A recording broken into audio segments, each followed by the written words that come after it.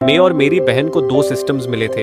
एक था चीजों को 100 गुना छोटा करने वाला सिस्टम और दूसरा था 100 गुना बड़ा करने वाला सिस्टम। मेरी बहन मुस्कुराते हुए तुरंत श्रिंकिंग सिस्टम चुन लेती है और मेरे पास बाकी बचा हुआ यानी एम्प्लीफिकेशन सिस्टम ही रह जाता है। करीब 3 दिन बाद भयानक रेन स्टॉर्म आने वाला होता है और उसके खत्म होने का नाम ही नहीं लेता।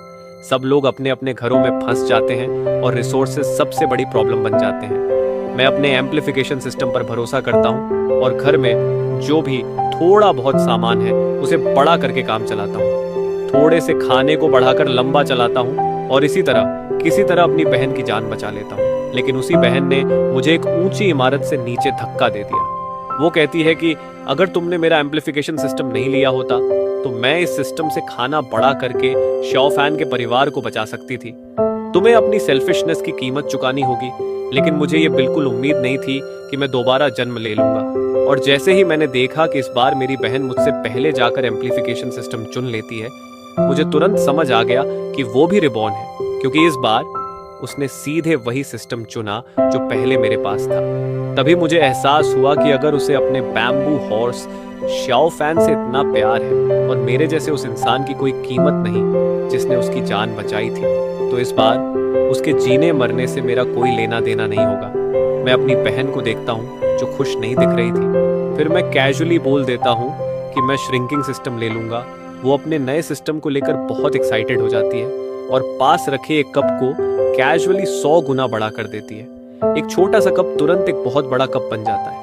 वो खुशी से चिल्लाती है कि ये सच है, एम्प्लीफिकेशन सिस्टम सच में उसका है। मैं उसे ठंडे भाव से देखता हूँ। यही वो बहन है जिसे मैंने अपनी पिछली जिंदगी में जान देकर बचाया था।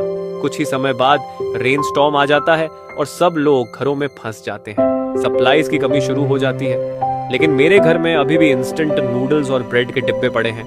पिछले जन्म में मैं इन्हें बड़ा करके हम दोनों ने 5 साल तक समहाउ सरवाइव किया था।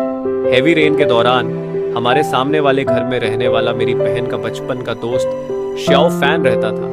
मेरी बहन मुझसे बार बार रिक्वेस्ट करती थी कि मैं उनके परिवार के लिए खाना एम्प्लीफाई कर दूं, लेकिन मैंने माना कर दिया, क्योंकि अपोकलिप्स में कुछ भी प्रिडिक्ट नहीं किया जा सकता। मेरी मदद के बिना शाओ फैन का परिवार 5 साल तक सरवाइव नहीं कर पाया और जल्दी ही भूख से मर गया। मैं तो किसी तरह अपोकलिप्स में बच गया, लेकिन अंत में उसी बहन के हाथों मारा गया जिसे बचाने के लिए मैंने सब कुछ किया था। इस बार मेरी बहन मेरे सामने आकर ताना मारती है कि अब उसके पास वो एम्प्लीफिकेशन सिस्टम है जो पहले मेरा था। क्या मुझे जेलसी हो रही है, क्योंकि वो अब जो चाहे उसे बड़ा कर सकती है और मेरा श्रिंकिंग सिस्टम तो किसी काम का नहीं लगता। वो जैसे ये टेस्ट कर रही थी कि मैं भी रीबॉर्न हूँ या नहीं, और उसकी आंखों में हल्की सी सावधानी थी। मैं ऐसे बिहेव करता हूँ जैसे कुछ हुआ ही नहीं और मुस्कुराकर कहता हूँ कि बस सिस्टम का फर्क है, तुम्हें पसंद है तो तुम रख लो, मुझे तो एम्प्लीफिकेशन सिस्टम में कोई इंटरेस्ट ही नहीं है। मेरी बात सुनकर वो थोड़ी रिलैक्स्ड हो जाती है। मुझे पता है कि इस बार वो जरूर शाओ फैन के परिवार को बचाने जाएगी, और जैसे ही किसी आउटसाइडर को सिस्टम के बारे में पता चलेगा, अपोकैलिप्स में उसके लिए सेफ रहना इम्पॉसिबल हो जाएगा, क्योंकि हर कोई सिस्टम का इस्तेमाल करना जान जाएगा। तभी वो घर से निकलकर सीधे शाओ फैन के घर जाती है और उसका दरवाजा नॉक करती है। शाओ फैन हैरान होकर पूछता है कि तुम यहाँ क्यों आई हो, लेकिन मेरी बहन उसके चेहरे की नफरत को इग्नोर करके उसका हाथ पकड़ लेती है और कहती है कि अंदर चलकर बात करते हैं। उधर सामने वाला दरवाजा बंद हो जाता है और मैं तुरंत अपना फोन निकालकर डेट चेक करता हूँ। रेनस्टॉर्म आने में अभी भी 3 दिन बाकी है। मैं तुरंत पास के सुपरमार्केट जाता हूँ और खाने पीने का सारा सामान खरीद लेता हूँ। इंस्टेंट नूडल्स, ब्रेड जैसे durable food, toilet paper, comb, mirror, quilts, pillows और बाकी डेली नेसेसिटीज सब कुछ ले आता हूँ। साथ ही राइस, फ्लावर और अलग अलग वेजिटेबल्स के सीड्स भी खरीदता हूँ, ताकि फ्यूचर में खुद खाना उगा सकूँ। अपनी लाइफ कंफर्टेबल रखने के लिए मैं चिक्स का एक पैच भी खरीद लेता हूँ और फर्नीचर सिटी से पूरा फर्नीचर भी ले आता हूँ, ताकि अपने लिए एक नया छोटा घर बना सकूँ। मेरा घर एक ऊंची मंजिल पर है और पिछले जन्म में भी लगातार बारिश के बावजूद वो सेफ रहा था, इसलिए मैं कहीं जाने का प्लान नहीं बनाता। बस इस बार अलग तरीके से जीना चाहता हूँ। मैं अपनी सारी सेविंग्स खर्च कर देता हूँ। दूसरी तरफ मेरी बहन को देखो, उसे पता है कि रेन स्टॉर्म आने वाला है, लेकिन उसे ना कोई पैनिक है ना कोई प्रिपरेशन, क्योंकि उसे अपने एम्प्लीफिकेशन सिस्टम पे पूरा भरोसा है कि वो खाने को बड़ा करके सरवाइव कर लेगी, बल्कि वो थोड़ी एक्साइटेड भी है। मुझे पता है वो क्या एक्सपेक्ट कर रही है। वो चाहती है कि जब खाने की कमी हो तो वो हीरो बनकर शॉफैन के परिवार को बचाए और फिर शॉफैन उससे प्यार करने लगे। लेकिन ऐसे बेवकूफ लोग एपोक्लिप्स में सरवाइव करने के लायक नहीं होते। शाम को मेरी बहन घर लौटती है और उसकी आंखों में सपने तैर रहे होते हैं। वो मुझसे पूछती है कि अगर वो श्याओ फैन के परिवार को बचाएगी तो क्या श्याओ फैन उससे प्यार करेगा। वो खुश भी है और थोड़ी शर्माई हुई भी। मैं ठंडे तरीके से कहता हूँ कि नहीं, ये इम्पॉसिबल है। वो तुरंत गुस्से में आकर मुझे गाली देती है और कहती है कि मैं खुद गर्लफ्रेंड नहीं ढूंढ पाया, इसलिए उससे जेलस हूँ। मैं उसकी बातों को इग्नोर करके अपने फोन में ऑनलाइन शॉपिंग करता रहता हूँ। तभी वो पूछती है कि क्या मेरे पास पैसे हैं। उसे कुछ 1000 युआन चाहिए खाना खरीदने के लिए। मैं साफ मना कर देता हूँ और कहता हूँ कि मैंने अभी फ्रिज भर दिया है और मेरे सारे पैसे खत्म हो गए हैं। ये सुनकर वो चिढ़ जाती है और कहती है कि मैंने फ्रिज क्यों खरीदा। मैं कैजुअली बोलता हूँ कि मुझे बदलना था इसलिए ले लिया।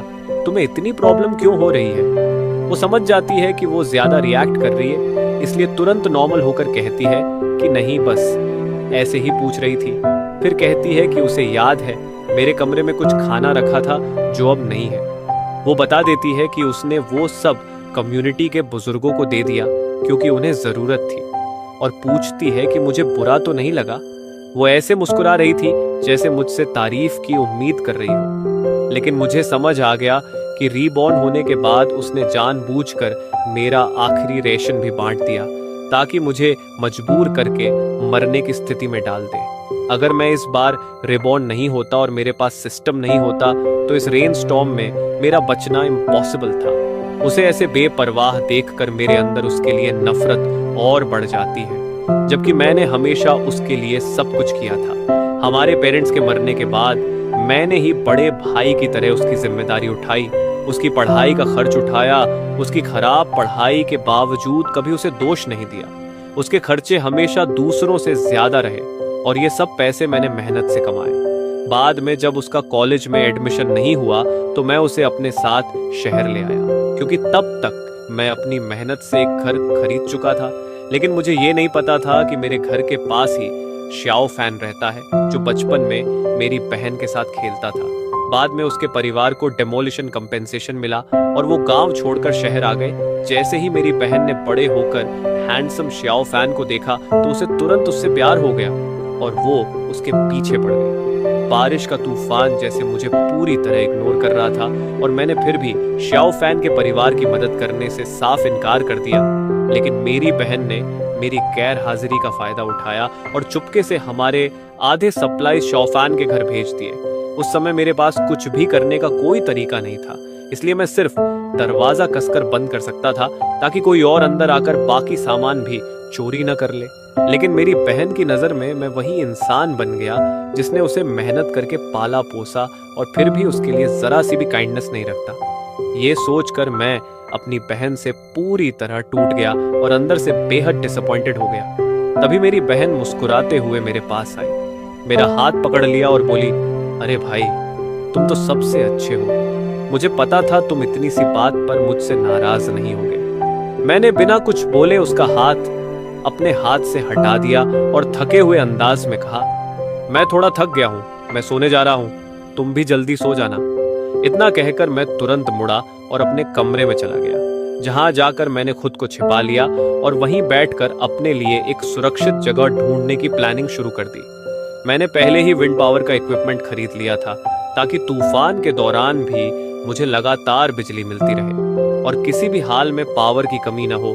मेरे पास जरूरत की लगभग हर चीज मौजूद थी। अब मुझे बस चुपचाप बाकी समय का इंतजार करना था। दूसरी तरफ मेरी बहन को अपने एम्प्लीफिकेशन सिस्टम पर इतना भरोसा था कि उसे जरा भी डर या पैनिक नहीं था।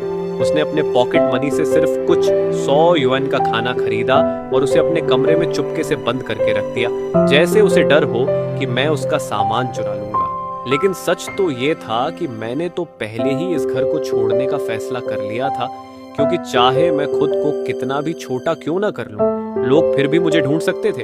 इसलिए मैंने एक दूसरी जगह पर नजर डाली। वो जगह थी मेरे बेडरूम के अंदर बना हुआ एक सीक्रेट रूम, जिसे मैंने घर रेनोवेट करते समय खास तौर पर बनवाया था। और इसके बारे में मैंने कभी अपनी बहन को नहीं बताया। ये छोटा सा कमरा बहुत बड़ा नहीं था, बस एक छोटे से टॉयलेट जितना चौड़ा था, लेकिन मेरे लिए खासकर श्रिंकिंग सिस्टम इस्तेमाल करने के बाद ये एक परफेक्ट सेफ हाउस बनने वाला था। इस कमरे का स्विच सिर्फ मेरे मोबाइल डिवाइस से ऑपरेट होता था, इसलिए मुझे बिल्कुल भी चिंता नहीं थी कि मेरी बहन इसे खोज भी ले तो भी वो इसे खोल नहीं पाएगी। इसके अलावा मैं कार लेकर शहर से करीब 10 किलोमीटर दूर एक सुनसान जगह पर गया और वहां की थोड़ी सी जमीन को अपने श्रिंकिंग सिस्टम से छोटा कर लिया, ताकि बाद में मैं उस जमीन और खरीदे गए सीड्स का इस्तेमाल करके सब्जियां उगा सकूं। मैंने वहां से कुछ पेड़ों को भी छोटा करके अपने साथ ले लिया। इतने में मेरे द्वारा ऑर्डर किया गया सारा खाना और फर्नीचर भी पहुंच गया। उस समय रेन स्टॉर्म आने में सिर्फ एक दिन बचा था। मैंने डिलीवरी एड्रेस अपने पुराने गांव के उस घर का रखा जहां मैं पहले रहता था। वो गांव अब पूरी तरह खाली हो चुका था और वहां कोई नहीं रहता था। उस घर को मैंने फर्नीचर, अप्लायंसेस, खाने पीने का सामान और हर तरह की छोटी बड़ी जरूरी चीजों से भर दिया। फिर सही मौका देखकर जब आसपास कोई नहीं था, मैंने श्रिंकिंग सिस्टम का इस्तेमाल किया और पूरे घर के हर सामान को छोटा करके पहले से तैयार किए हुए बॉक्सेस में भर लिया। आखिर में मैं थोड़ा हिचकिचाया, लेकिन फिर मैंने अपने छोटे बंगलों को भी श्रिंक करके एक पीस में अपने साथ ले लिया। भले ही वो थोड़ा पुराना था, लेकिन रहने के लायक पूरी तरह ठीक था।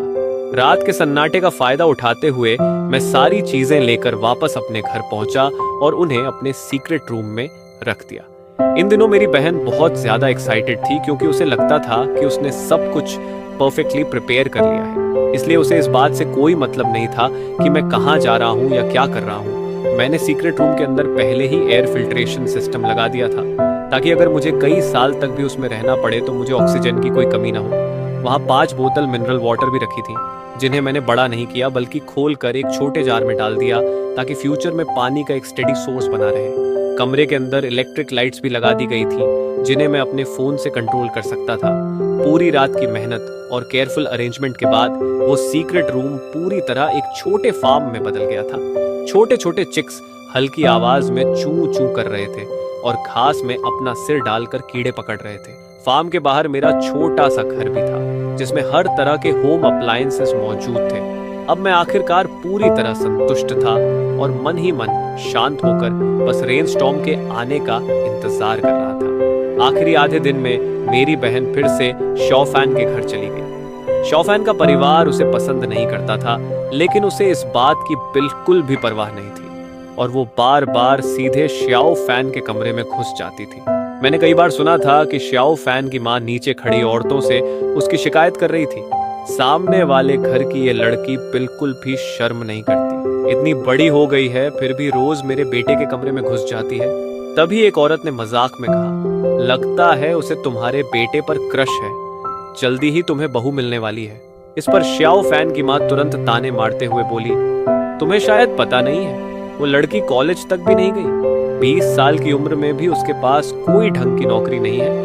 हर दिन घर पर पड़ी रहती है और अपने भाई के पैसों पर जीती है। उस गरीब सी हालत में भी मेरे बेटे से शादी करने का सपना देख रही है। मेरा बेटा लंबा है, हैंडसम है और उसके पास जॉब भी है। वो इतनी आसानी से किसी से भी शादी नहीं करेगा, उसे कोई ऊंचा रिश्ता ही मिलेगा। मैं ये सब सुनकर भी चुप रहा, जैसे मैंने कुछ सुना ही नहीं। अब रेन स्टॉर्म आने में सिर्फ 1 घंटा बाकी था। मैंने अपनी बहन को फोन किया। हेलो, उसने कहा। क्या हुआ भाई? मेरी आवाज बिल्कुल ठंडी और बिना किसी इमोशन के थी। मैंने कहा, कंपनी में कुछ काम है, आज रात मुझे ओवर टाइम करना है, मैं घर नहीं आऊंगा। मेरी बहन एक पल के लिए रुकी, जैसे कुछ सोच रही हो, लेकिन आखिर में उसने मुझे किसी भी तरह की वार्निंग नहीं दी और बस इतना कहा, ठीक है, मैं खुद ही खाना खा लूंगी।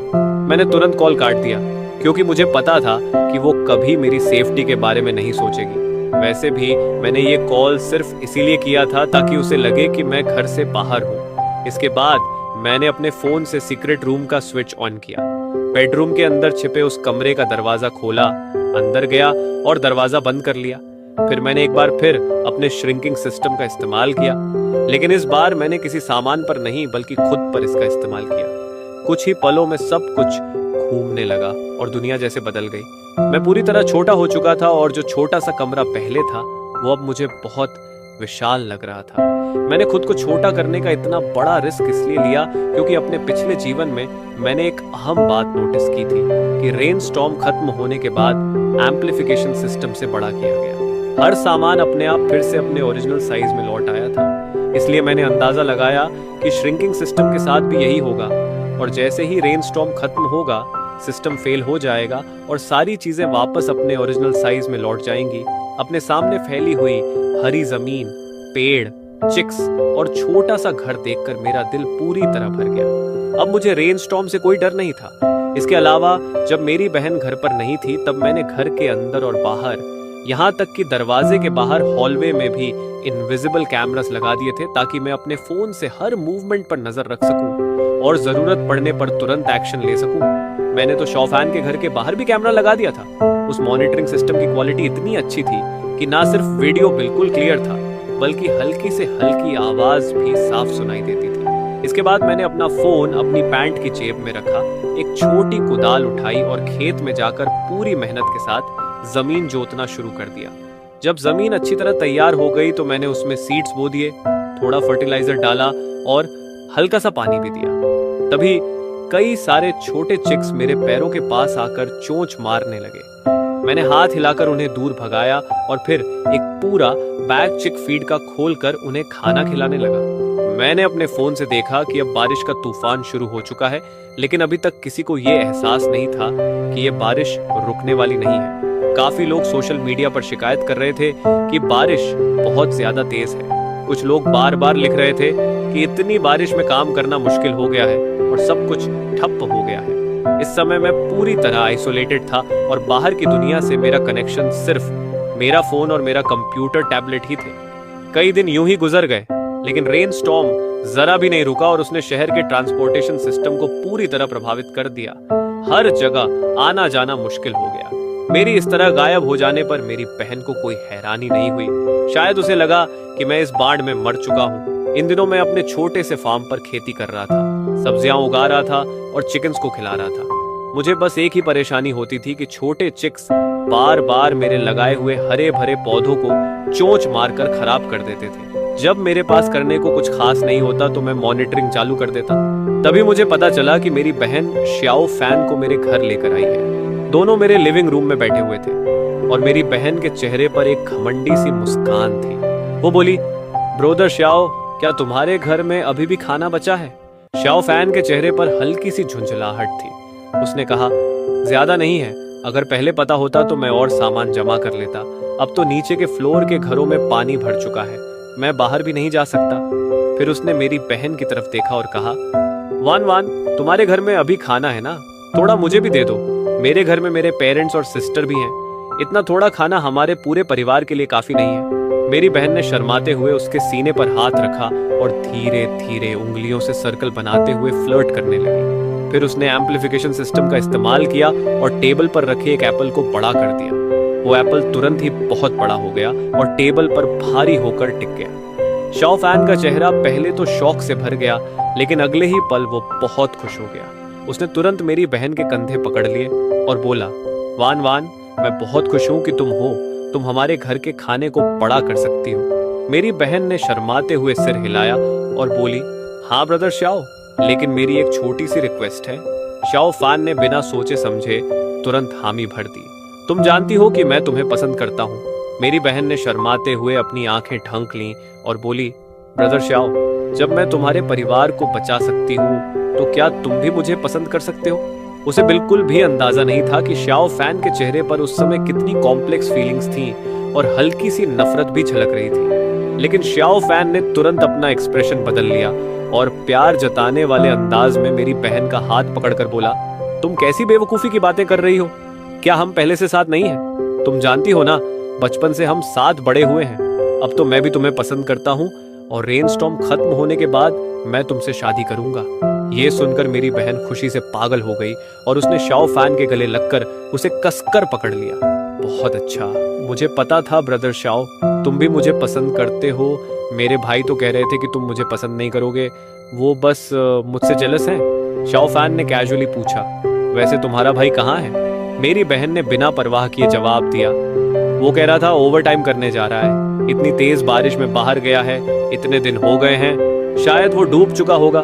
श्याओ फैन के चेहरे पर एक चालाक सी मुस्कान आई और उसने मेरी बहन को फिर से मीठी बातें करके बहलाया और उससे उसके कमरे में रखा। सारा सामान निकलवा लिया। मैं ये सब सर्विलांस में देख रहा था और मेरे होठों पर ठंडी हंसी आ गई। मैंने सोचा कि मैंने आखिर कैसी बेवकूफ बहन को पाला है, और सिर्फ बेवकूफ ही नहीं बल्कि इतनी निर्दयी कि जैसे वो चाहती हो कि उसका अपना भाई मर जाए। लेकिन फिर मैंने खुद को याद दिलाया कि अब इसका मुझसे कोई लेना देना नहीं है। मैं यहाँ छिपा हुआ हूँ और किसी को मेरे बारे में पता चल ही नहीं सकता। मुझे बस अपनी छोटी सी दुनिया में शांति से जीना है। ये सोचकर मैं वापस अपने छोटे घर में गया और अपने लिए हॉट पॉट बनाना शुरू किया। फिर मैंने फ्रिज खोला और एक बोतल बियर निकाली और मजे से डिनर करने लगा। खाते पीते हुए मैंने खाने की फोटोज खींची और मोमेंट्स पर पोस्ट कर दी। बाहर भयंकर तूफान चल रहा था और मैं घर के अंदर आराम से हॉट पॉट और बियर का मजा ले रहा था। ये सच में बहुत सुकून देने वाला था। लेकिन अचानक मेरी बहन ने मेरी पोस्ट पर कमेंट कर दिया, भाई तुम कहाँ हो? सिर्फ कमेंट से उसका मन नहीं भरा। उसने मुझे वीचैट पर कई मैसेजेस भी भेजे। इतनी तेज बारिश हो रही है, भाई तुम ठीक हो ना? तुम कहाँ हो? तुम हॉट पॉट खा रहे हो? मुझे भी खाना है। भाई बताओ तुम कहाँ हो? मैं बाहर नहीं जा सकती, मेरे लिए थोड़ा खाना लेकर आ जाओ। मैंने उसके किसी भी मैसेज का रिप्लाई नहीं दिया, बल्कि मैंने अभी अभी पी हुई बियर की एक और फोटो खींचकर उसे भेज दी और लिखा कि बियर ठंडी है और हॉट पॉट भी बहुत गर्म और स्वादिष्ट है। मेरी बहन ने तुरंत मुझे कॉल कर दिया और बोली, भाई तुम अभी भी हॉट पॉट कैसे खा रहे हो? मेरे लिए भी लेकर आओ, मैं कई दिनों से सिर्फ ब्रेड खा रही हूँ। उसके शब्द कुछ और कह रहे थे, लेकिन उसके टोन में एक अलग ही मतलब छिपा था, जैसे वो सोच रही हो कि इतनी खराब हालत में भी मैं इतना अच्छा कैसे खा रहा हूँ। मैं मुस्कुराया और अपने आसपास देखा, जहां सब कुछ शांत था और बाहर के तूफान का कोई असर नहीं था। मैंने उससे कहा, मैं अभी भी कंपनी में हूँ। ये हॉट पॉट कंपनी ने हमें ट्रीट में दिया है। बारिश बहुत ज्यादा है इसलिए मैं वापस नहीं आ सकता। तुम घर में कुछ ढूंढ कर खा लो। ये सुनकर मेरी बहन पहले की तरह मुझसे लाड जताने लगी। ऐसा मत करो, घर का ब्रेड बिल्कुल अच्छा नहीं लग रहा, मुझे भी हॉट पॉट खाना है। वो अभी और कुछ बोलती, लेकिन मैंने कॉल काट दिया। फिर मैंने मॉनिटरिंग चालू की और देखा कि मेरी बहन अपने फोन पर गुस्से से पागल हो रही थी और अब उसके चेहरे पर वो भोली भाली बहन वाली इमेज बिल्कुल नहीं थी। इतने सालों तक अच्छा बनने का नाटक करना उसके लिए भी आसान नहीं रहा होगा। मैंने कैजुअली अपना कंप्यूटर चालू किया। पहले से ही मैंने सैकड़ों AAA गेम्स डाउनलोड करके रखे थे ताकि बोरियत के समय मैं उन्हें खेल सकूं। खाना पीना खत्म करने के बाद मैं बिस्तर पर लेट गया और आराम करने लगा। फिर मैंने फोन उठाया, मॉनिटरिंग सॉफ्टवेयर खोला और शाओ फैन के घर के बाहर लगे कैमरा पर स्विच किया। तभी मुझे शाओ फैन और मेरी बहन की आवाजें सुनाई दी। शाओ फैन बोल रहा था, वान वान तुम तो बहुत ही कमाल हो, अब हमारे परिवार को खाने पीने की कोई चिंता नहीं रहेगी। तभी शाओ फैन की माँ की आवाज आई, अरे वाह, ये तो सच में खजाना है। इससे साफ था कि अब उनके पूरे परिवार को पता चल चुका था कि मेरी बहन के पास एम्प्लीफिकेशन सिस्टम है। मेरी बहन ने विनम्र बनते हुए कहा, आंटी ये तो मेरा फर्ज है कि मैं आपके परिवार की मदद करूं। फिर उसने शर्माते हुए कहा, वैसे भी हम सब आगे चलकर एक ही परिवार बनने वाले हैं। इतना कहते ही वहां अचानक थोड़ी देर के लिए सन्नाटा छा गया। फिर शाओ फैन के पेरेंट्स बार बार उसे खुश करने के लिए मीठी बातें करने लगे। हाँ, अगर वैन नहीं होती तो हमें इतना खाना कैसे मिलता। शाओ फैन का तुम्हारे साथ होना तो उसकी किस्मत है। मैंने तो पहले ही कहा था कि तुम बहुत प्यारी लड़की हो।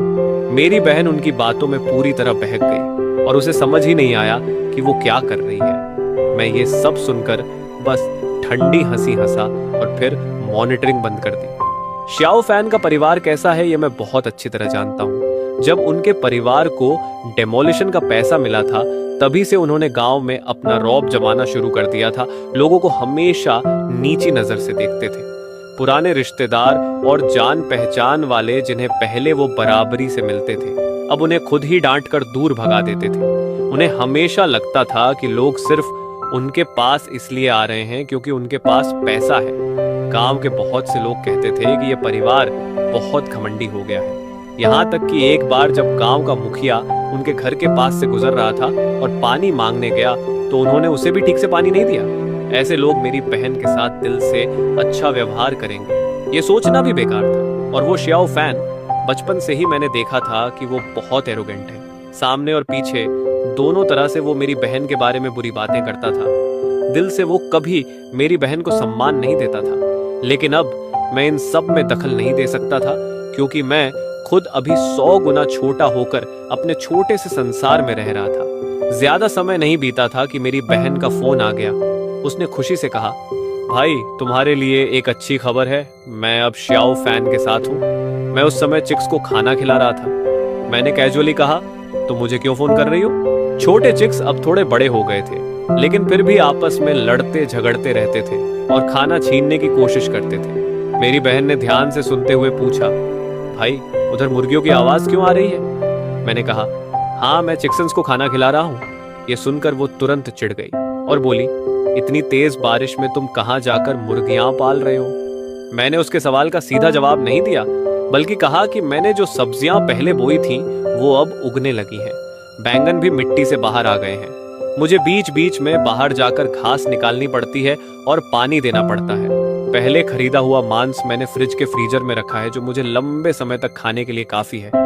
मेरी बहन अब और भी परेशान होकर बोली, भाई तुम आखिर हो कहाँ? वहां तुम हॉट पॉट खा रहे हो, मुर्गियां पाल रहे हो, क्या वहां बारिश का कोई असर नहीं है? उसे क्या पता कि मैं कहीं बाहर नहीं, बल्कि उसी घर में हूँ। बस उसके बेडरूम की एक दीवार के पीछे तो बिल्कुल अलग दुनियाएं मौजूद हैं। उसने उत्साहित होकर कहा, ये तो बहुत अच्छा है कि तुम पर बारिश का असर नहीं हुआ। मुझे बताओ तुम कहाँ हो, मैं श्याओ फैन और उसके परिवार को लेकर वहां आ जाऊंगी। वैसे भी हम सब आगे चलकर एक ही परिवार बनने वाले हैं। मैंने शांत स्वर में कहा, खुद ढूंढ लो, अगर ढूंढ लिया तो आ जाना। वो हैरान होकर बोली, इसका क्या मतलब है? क्या तुम नहीं चाहते कि हम वहां आए? बचपन से मैं हमेशा अपनी बहन की हर बात मानता आया था, लेकिन यह पहली बार था जब मैंने उससे ऐसे ठंडे और व्यंग्य भरे लहजे में बात की। मैंने एक चिक को जो मेरे रास्ते में आ गया था हल्का सा हटाया और खेत से चलते हुए वापस अपने छोटे घर में आ गया। मेरे फ्रिज में बहुत सारे रेडीमेड खाने रखे हुए थे, जैसे पिज्जा, स्टीम्ड बन्स, डम्पलिंग्स वगैरह। मैंने इलेक्ट्रिक फैन चालू किया और माइक्रोवेव से पिज्जा निकालकर दोबारा गर्म किया। वो पिज्जा गर्म होकर सुनहरा और नरम दिखने लगा और उससे बहुत अच्छी खुशबू आ रही थी। मैंने उसकी फोटो खींचकर अपनी बहन को भेज दी। वो तुरंत बोली, भाई तुम्हारे पास अभी भी पिज्जा है, जल्दी बताओ तुम कहाँ हो।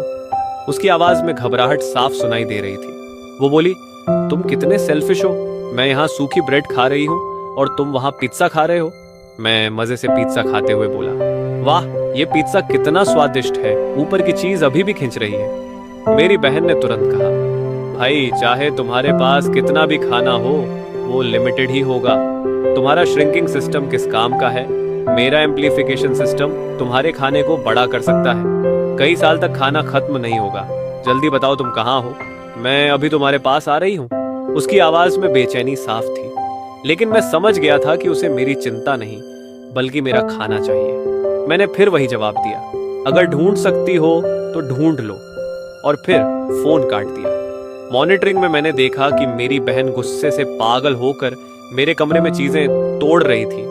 ज्यादा समय नहीं लगा और मेरी बहन के पास एम्प्लीफिकेशन सिस्टम होने की खबर पूरे कम्युनिटी में फैल गई। ये बात किसने फैलाई, ये समझना मुश्किल नहीं था। अब उसके दरवाजे पर बार बार लोग आने लगे। हर कोई अपने पास बचा हुआ थोड़ा सा खाना लेकर आता और उससे रिक्वेस्ट करता कि वो उसे बड़ा कर दे। शुरुआत में मेरी बहन थोड़ी घबरा गई और उसने सोचा कि वो सबको ये कहकर टाल दे कि उसके पास कोई सिस्टम नहीं है। लेकिन तभी सामने वाले घर से श्याओ फैन का परिवार तुरंत बाहर आ गया। श्याओ फैन के पेरेंट्स आगे बढ़कर बोले, अरे रुकिए, वैन वैन हमारी होने वाली बहू है। अगर आप लोग उससे सिस्टम इस्तेमाल करवाना चाहते हैं तो पहले हमारे परिवार की अनुमति लेनी होगी। सिस्टम इस्तेमाल करने में बहुत एनर्जी लगती है, आपको इसके पैसे देने होंगे। शुरू में श्याओ फैन के पेरेंट्स इस बात से थोड़ा नाराज थे कि दूसरों को भी सिस्टम के बारे में पता चल गया है, लेकिन जैसे ही उन्हें पैसे मिलने का मौका दिखा वो तुरंत खुश हो गए और बोले, हाँ वॉन वॉन मेरी गर्लफ्रेंड है, अगर उससे काम करवाना है तो पैसे देने होंगे। श्याओ फैन ने सबके सामने मेरी बहन की कमर पकड़ ली और मेरी बहन शर्माते हुए उसके कंधे से लग गई। इसके बाद श्याओ फैन के परिवार ने मेरी बहन के साथ मिलकर एक तरह का बिजनेस शुरू कर दिया। जो भी उनसे खाना बड़ा करवाना चाहता उसे श्याओ फैन को 20 युआन देने पड़ते। 20 युआन कम नहीं थे, लेकिन उस समय रेनस्टॉर्म की वजह से हर जगह खाने की कमी थी और पैसे से खाना मिल भी नहीं रहा था, इसलिए लोगों को ये डील सही लगी। लेकिन मॉनिटरिंग में मैंने देखा कि धीरे धीरे और ज़्यादा लोग उनके पास आने लगे और सिस्टम का इस्तेमाल भी बढ़ता गया। इसका मतलब ये था कि लोगों को पूरा यकीन हो गया था कि जब तक मेरी बहन के पास एम्प्लीफिकेशन सिस्टम है तब तक कोई भूखा नहीं मरेगा। लेकिन उन्होंने एक बहुत बड़ी बात इग्नोर कर दी थी। सिस्टम खाना बड़ा कर सकता है, लेकिन तभी जब आपके पास खाना हो और एक ही चीज़ पर सिस्टम सिर्फ एक बार ही इस्तेमाल किया जा सकता है। ऐसा नहीं है कि आधा खाकर बाकी बचा हुआ फिर से बड़ा कर लो और खाना एंडलेस हो जाए। इसी तरह देखते देखते पूरे 3 साल बीत गए। कम्युनिटी के लोग मेरी बहन के एम्प्लीफिकेशन सिस्टम पर निर्भर होकर जीते रहे और कोई भी भूख से नहीं मरा। धीरे धीरे सब लोग बेफिक्र हो गए और बिना सोचे समझे खाना पीना और मजे करने लगे। लेकिन तीसरे साल के अंत में असली संकट सामने आया। हर घर का खाना लगभग खत्म हो चुका था और अब मेरी बहन के सिस्टम से बड़ा करने के बाद भी वो सभी के लिए काफी नहीं था। रिसोर्सेज बहुत कम हो गए थे और अब एम्प्लीफिकेशन सिस्टम भी कोई खास फायदा नहीं दे पा रहा था। इसके बाद कम्युनिटी में हालात बिगड़ने लगे। हर जगह खाने को लेकर झगड़े, लड़ाई और छीना झपटी होने लगी। मेरी बहन अब पूरी तरह श्याओ फैन के घर में रहने लगी थी और उसी परिवार का हिस्सा बन गई थी। सर्विलांस के जरिए मुझे ये भी पता चला कि अब श्याओ फैन के परिवार को भी समझ आ गया था कि सिस्टम का इस्तेमाल करवाने वाले लोग कम होते जा रहे हैं और इस बिजनेस से पैसा कमाना अब पहले जैसा आसान नहीं रहा। लेकिन मेरी बहन अभी भी श्याओ फैन के घर में ही खा रही थी और वहीं रह रही थी, जिसकी वजह से उनके परिवार के अंदर धीरे धीरे उसके लिए नाखुशी बढ़ने लगी थी। वो लोग आपस में बैठकर ये तक प्लान करने लगे कि किसी बहाने से मेरी बहन को घर से निकाल दिया जाए। फिर एक दिन श्याओ फैन ने अचानक अपना रंग बदल लिया और सीधे सीधे मेरी बहन से ब्रेकअप कर लिया। उसने बहुत ही रूखे और ठंडे तरीके से कह दिया कि मैं तुमसे प्यार नहीं करता। मेरी बहन रोने लगी, उसे चिपक कर गिड़गिड़ाने लगी, लेकिन श्याओ फैन के परिवार ने उसे बेरहमी से घर से बाहर फेंक दिया। रेनस्टॉर्म के एंड फेज में अब किसी को इस बात से मतलब नहीं था कि कौन किससे प्यार करता है। हर किसी की आंखों में सिर्फ अपना फायदा था। मेरी बहन पूरे एक दिन और एक रात तक श्याओ फैन के दरवाजे पर बैठकर रोती रही, लेकिन किसी ने दरवाजा नहीं खोला। आखिरकार वो शर्मिंदा होकर वापस मेरे घर आ गई, लेकिन तब तक घर पूरी तरह खाली हो चुका था क्योंकि श्याओ फैन के परिवार ने पहले ही मेरे घर का सारा खाना और सामान अपने घर में ले जाकर रख लिया था। यहाँ तक कि जो खाना मेरी बहन ने पहले से जमा किया था वो भी सब उठा लिया गया था। अब घर सिर्फ एक खाली खोल बनकर रह गया था। मेरी बहन ने बाहर जाकर उनसे खाना वापस मांगने की कोशिश की, लेकिन उसे सिर्फ गालियां ही मिली और उसे कुछ भी वापस नहीं मिला। अब जाकर मेरी बहन सच में पैनिक करने लगी। दूसरी तरफ मैं क्या कर रहा था? मैं अपने छोटे से फार्म में आराम से अपनी जिंदगी जी रहा था। जब भूख लगती तो सब्जियां तोड़कर और मांस लेकर आराम से खाना बना लेता। अगर पकाने का मन नहीं होता तो फ्रिज से रेडीमेड खाना निकाल कर जल्दी से खा लेता। कभी कभी तो बिना किसी काम के एक बॉटल बियर खोलकर मजे से बैठ जाता। हर सुबह उठकर सबसे पहले मैं चिकन्स को खाना खिलाता और फिर अपने लिए नाश्ता बनाता। उसके बाद फार्म में जाकर अपने लगाए हुए क्रॉप्स को देखता। वहां हरी भरी सब्जियां, आलू, बैंगन, टमाटर, मक्का और कई तरह की फसलें उग रही थी। दोपहर में अगर नींद आती तो थोड़ी देर सो जाता। उठने के बाद ड्रामा और एनिमे देखता और आराम से खाते पीते दिन निकालता। बस एक ही चीज थोड़ी मुश्किल थी कि वहां इंसेक्ट्स नहीं थे, इसलिए मुझे खुद ही एक एक करके फल और सब्जियों का पॉलिनेशन करना पड़ता था। लेकिन ये सब मेरे लिए छोटी छोटी बातें थी। पूरे 3 साल तक किसी को मेरे बारे में कोई खबर नहीं थी। तभी अचानक मेरी बहन का फिर से कॉल आया। इस बार उसकी आवाज में हिचकिचाहट थी। शायद उसे लगा था कि मैं मर चुका हूं, लेकिन उसे उम्मीद नहीं थी कि मैं फोन उठाऊंगा। उसने कहा, भाई तुम जिंदा हो, बहुत अच्छा हुआ। मुझे लगा था कि तुम रेन स्टॉर्म में मर गए। मैं उस समय ठंडे आलू खा रहा था जो मैंने अभी अभी जमीन से निकाले थे। मैंने बिना इमोशन के कहा, 3 साल हो गए, अब फोन क्यों किया? मेरी बहन की आवाज में रोने का एहसास साफ था। उसने कहा, भाई तुम्हें नहीं पता श्याओ फैन और उसके परिवार ने मेरे साथ क्या किया। उन्होंने मेरे एम्प्लीफिकेशन सिस्टम का इस्तेमाल करके पैसे कमाए और अब जब कोई मेरे पास सिस्टम इस्तेमाल कराने नहीं आता तो उन्होंने मुझे घर से निकाल दिया। शाओ फैन ने मुझसे शादी करने का वादा किया था, लेकिन अब वो मुझसे अलग होना चाहता है। उनका पूरा परिवार स्वार्थी है, उन्होंने मुझे बर्बाद कर दिया। अब मेरे घर में खाने को कुछ भी नहीं है। मैं आराम से खीरा खाते हुए उसकी आवाज सुन रहा था। खाने की आवाज भी साफ सुनाई दे रही थी। उसने फिर कहा, भाई जल्दी मुझे अपने पास बुला लो, मेरे पास खाने को कुछ नहीं है, मैं सच में भूख से मर जाऊंगी। क्या तुम अपनी इकलौती बहन को मरते हुए देखना चाहते हो? तभी उसे कुछ एहसास हुआ और उसकी आवाज अचानक तेज हो गई, जैसे किसी बिल्ली की पूंछ पर पैर रख दिया गया हो। भाई तुम मुझे बिल्कुल इग्नोर क्यों कर रहे हो? पहले तो तुम ऐसे नहीं थे, क्या तुम भी रिबॉर्न हो? तब जाकर मैं हल्का सा हंसा और कहा, हाँ मैं भी रिबॉर्न हूँ। तो क्या हुआ, तुम भी तो रिबॉर्न थी। फिर तुमने मुझे क्यों नहीं बताया? तुम्हें तो शाओ फैन और उसके परिवार के बारे में सब पता था। वो तुरंत बोली, तो तुमने मुझे क्यों नहीं बताया? तुम इतने सेल्फिश क्यों हो? मैंने ज्यादा कुछ नहीं कहा और सीधे उसे एक वीडियो भेज दिया। उस वीडियो में मेरा पूरा छोटा फार्म दिख रहा था, जहां मेरी सब्जियां अच्छे से उग रही थी। चिकन्स इधर उधर घूम रहे थे। मेरा घर अंदर से बहुत आरामदायक था और फ्रिज में खाना और स्नैक्स भरे हुए थे। कहीं से भी ऐसा नहीं लग रहा था कि वहां रेनस्टॉर्म का कोई असर हुआ है, जैसे वो एक अलग ही दुनिया हो। वीडियो देखते ही मेरी बहन गुस्से से पागल हो गई और चिल्लाने लगी, तुम इतने सेल्फिश कैसे हो सकते हो? तुम्हें पता है मैं कितनी मुश्किल में जी रही हूँ। मैंने शांत होकर कहा, सेल्फिश मैं हूँ या तुम थी? जब पिछले जन्म में तुमने मुझे बिल्डिंग से नीचे धक्का दिया था, तुम रीबॉर्न थी, तुम्हें रेन स्टॉर्म के बारे में पहले से पता था, फिर भी तुमने मुझे कुछ नहीं बताया। क्या वो सेल्फिशनेस नहीं थी? मेरी बहन हमेशा से यही मानती आई थी कि मैं उसके लिए सब कुछ करूं, और उसने कभी ये नहीं सोचा कि उसे मेरे लिए क्या करना चाहिए। मैंने साफ कहा कि मैं कोई महान इंसान नहीं हूँ। अगर तुम मुझे फैमिली नहीं मानती तो मैं भी तुम्हें बचाने के लिए मजबूर नहीं हूँ। वो फिर गिड़गिड़ाने लगी, भाई मैं सच में गलती कर बैठी, तुम मुझे छोड़ नहीं सकते। मैं तुम्हारी इकलौती बहन हूँ, अगर मैं मर गई तो तुम्हारा कोई फैमिली नहीं बचेगा। मैंने बिना किसी भावना के कहा, तो मर जाओ, मुझे क्या फर्क पड़ता है। इतना कहकर मैंने फोन काट दिया। मैं साफ समझ सकता था कि दूसरी तरफ वो गुस्से से पागल हो रही होगी। सर्वेलेंस में मैं रोज देखता था कि मेरी बहन पूरे दिन घर में पागलों की तरह चीजें तोड़ती रहती थी। खासकर मेरे बेडरूम में उसने सब कुछ तोड़ दिया था, लेकिन चीजें तोड़ने से पेट नहीं भरता। चाहे वो कितना भी गुस्सा निकाल ले, उसका कोई फायदा नहीं होने वाला था। एक दिन मैंने सर्वेलेंस में देखा कि मेरी बहन कुछ ब्रेड लेकर आई है। बाद में बाहर लगे कैमरा से पता चला कि उसने वो श्याओ फैन के घर से चुराया था। उस समय श्याओ फैन का परिवार बाहर गया हुआ था और घर में सिर्फ उसकी छोटी बहन थी। मेरी बहन ने उसे बहला फुसला कर दरवाजा खुलवाया और फिर उनके घर का सारा खाना चुरा लिया। ये सब देखकर मैं जोर से हंस पड़ा। मुझे लगा जैसे कर्मा ने तुरंत काम कर दिया हो। सच में ये बहुत मजेदार था। लेकिन जब श्याओ फैन का परिवार वापस आया और देखा कि उनका सारा खाना गायब है, तो वो गुस्से से पागल हो गए और सीधे मेरे घर के दरवाजे पर आकर चिल्लाने लगे। लेकिन मेरी बहन उस समय कछुए की तरह घर के अंदर छिपी हुई थी और बाहर आने की हिम्मत नहीं कर रही थी।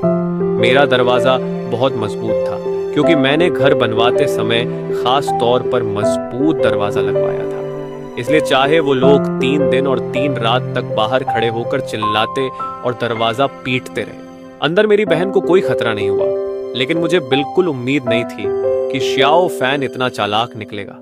उसने अचानक अपना रवैया बदल लिया और दरवाजे के बाहर खड़े होकर मीठी आवाजों में बोलने लगा, वान वान गुस्सा मत करो, हमारा खाना वापस कर दो, हम फिर से साथ रहेंगे।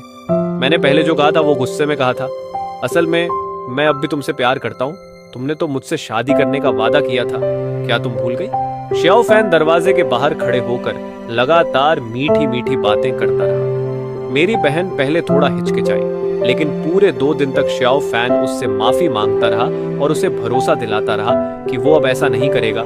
आखिरकार मेरी बहन ने दरवाजे का हैंडल पकड़ लिया और उसके चेहरे पर फिर से वही बेवकूफी भरी मुस्कान आ गई। मुझे समझ आ गया कि वो फिर से उसके जाल में फंसने वाली है। और जैसे ही मेरी बहन ने दरवाजा खोला, बाहर छिपा हुआ श्याओ फैन तुरंत आगे बढ़ा और एक जोरदार एल्बो मारकर उसे जमीन पर गिरा दिया। आखिर में मैं बस अपना माथा पकड़कर दर्द से खड़ा रह गया और चुपचाप उनकी फैमिली को देखता रहा, जो फिर से सारा खाना उठाकर ले जा रहे थे। जाते जाते श्याओ फैन के पिता ने मेरी बहन के सिर पर जोर से लात मारी और गुस्से में बोले, डर गई सस्ती चीज, उल्टा चोरी करने चली आई। तू भी मेरे बेटे से शादी करने का सपना देख रही थी? नामुमकिन। मुझे उम्मीद नहीं थी कि तू इतनी घटिया निकलेगी। मेरे ही घर से चोरी करने की हिम्मत कर ली। मेरी बहन जमीन पर पड़ी थी और हिल भी नहीं पा रही थी। उसकी आवाज बहुत कमजोर थी। वो बस इतना ही कह पाई, वो खाना मेरा था। तभी श्याओ फैन ने भी उसे दरवाजे के सामने से लात मारकर हटाया और सारा खाना वापस अपने घर ले गया। मेरी बहन 2 दिन तक दरवाजे के सामने ऐसे ही पड़ी रही जैसे मर गई हो। फिर धीरे धीरे उसने ताकत जुटाई और किसी तरह उठकर खड़ी हुई। वो घुटनों पर हाथ रखकर दरवाजे के सामने बहुत देर तक रोती रही, लेकिन अब उसके पास एम्प्लीफिकेशन सिस्टम होते हुए भी कोई फायदा नहीं था, क्योंकि उसके पास खाने के लिए कुछ भी नहीं बचा था। जब वो बिल्कुल टूट चुकी थी और सबसे ज्यादा डेस्परेट थी, तब उसने मुझे फिर से कॉल किया। जैसे ही मैंने फोन उठाया, वो रोते हुए बोलने लगी। काफी देर तक रोने के बाद उसने कहा, भाई मुझे बहुत मारा गया है, मेरा पूरा शरीर दर्द कर रहा है, क्या मेरी हड्डी टूट गई है? भाई तुम आकर मुझे बचा लो, मुझे बहुत दर्द हो रहा है, मैं बहुत भूखी भी हूँ। अगर ये सब पहले हुआ होता तो मैं जरूर पिघल जाता और चाहता कि उसका सारा दर्द मैं खुद झेल लूं। लेकिन अब उसकी रोने की आवाज सुनकर भी मेरे दिल में कोई फर्क नहीं पड़ा। मैंने ठंडे लहजे में कहा, तुम इसके लायक हो, और फोन काट दिया। फिर मैं मुड़ा और अपने खेत में जाकर मकई के पौधों की देखभाल करने लगा। दिन ऐसे ही बीतते गए। मेरी बहन घर के दरवाजे पर पड़ी पड़ी धीरे धीरे और कमजोर होती गई। उसका शरीर दिन ब दिन सूखता जा रहा था। इस दौरान कई लोग उसके पास आए और उससे कहा कि वो अपने एम्प्लीफिकेशन सिस्टम से उनके खाने को बड़ा कर दे। शुरुआत में मेरी बहन मना करती रही, लेकिन जब लोगों ने उसे थप्पड़ मारे तो वो मजबूर होकर मान गई। आखिर में जब उसकी जिंदगी के आखिरी पल आए तो वो घिसटते हुए श्याओ फैन के घर के दरवाजे तक पहुंची। उसका सिर एक तरफ झुक गया और वहीं उसकी मौत हो गई। श्याओ फैन ने दरवाजा खोला तो उसे देखा और घिन से उसे लात मारकर हटा दिया और बोला, मुझे इसकी जिंदगी या मौत से कोई मतलब नहीं।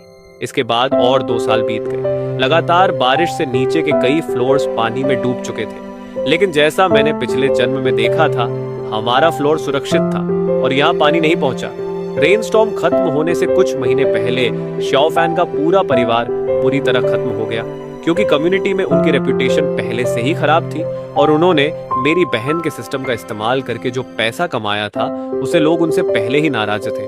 जब रेनस्टॉर्म के आखिरी महीने आए तो सबके घर का खाना खत्म हो चुका था। तभी किसी ने ओनर ग्रुप में यह खबर फैला दी कि श्याओ फैन के घर में अभी भी काफी खाना बचा हुआ है। ये सुनकर बहुत सारे लोग हथियार लेकर उनके घर के बाहर इकट्ठा हो गए। दरवाजा पीटना शुरू कर दिया और चिल्लाने लगे कि खाना बाहर निकालो।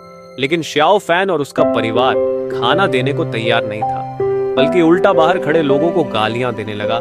इससे भीड़ और भड़क गई। कई ग्रुप्स ने मिलकर फैसला किया कि अब दरवाजा तोड़ दिया जाए। 4 दिन और 4 रात तक लगातार दरवाजा पीटा गया और आखिरकार उनका दरवाजा टूट गया। घर के अंदर रखा सारा खाना लूट लिया गया। उनका परिवार जमीन पर बैठकर रोने लगा, क्योंकि अब उनके पास कुछ भी नहीं बचा था और बाकी के महीनों तक उनके लिए सरवाइव करना नामुमकिन था।